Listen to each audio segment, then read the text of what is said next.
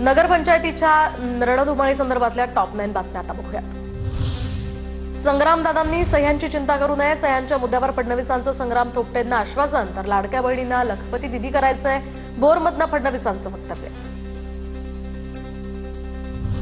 माळेगावच्या निवडणुकीत मुस्लिम समाजाला प्रतिनिधित्व देता आलं नाही, दिलं नाही म्हणूनच त्याचा राग निवडणुकीवर काढू नका, अजित पवारांचं आवाहन।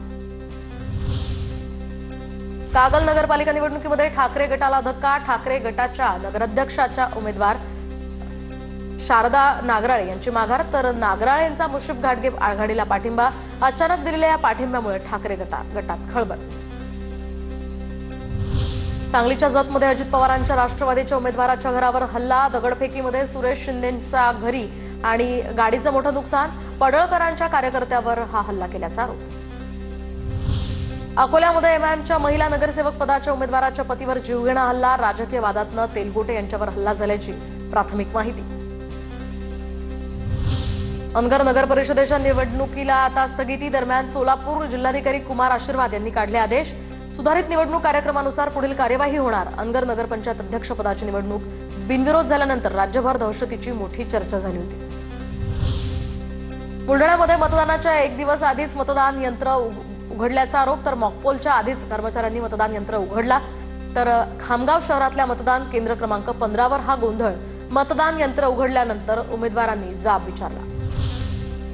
भंडाऱ्यामध्ये गोविंदा, तुषार कपूर आणि जरीन खान यांच्या रोड शोला अनेकांची उपस्थिती, दरम्यान हा रोड शो लक्षवेधी ठरला। अश्विनी बोंडेकर यांच्या प्रचारार्थ आमदारांच्या वतीनं या रोड शोचं आयोजन।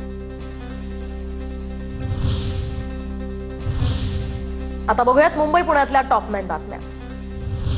मुंबईतील वाढत्या प्रदूषणाचा गंभीर प्रश्न कायम, शहर आणि उपनगरातील अनेक भागांमध्ये हवेचा गुणवत्ता निर्देशांक चिंताजनक पातळीवर, वडाळ्यामध्ये सर्वाधिक 272 AQI ची नोंद।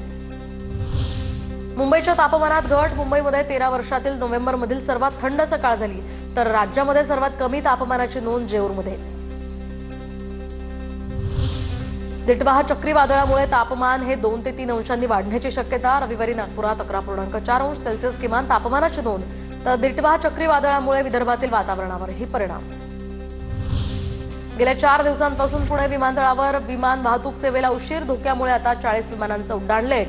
कोलकाता, जयपूरच्या दिल्ली, बंगळुरू या शहरातून येणाऱ्या विमानांना 2 तास उशीर होतो।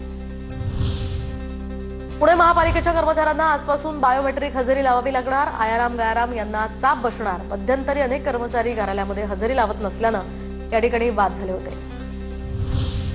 मुंबईत घरांची विक्री 20% वाढली, तर या वर्षीच्या नोव्हेंबरमध्ये 12,000 घरांची विक्री, जानेवारी ते नोव्हेंबर या काळात 1,35,807 मालमत्तांची विक्री।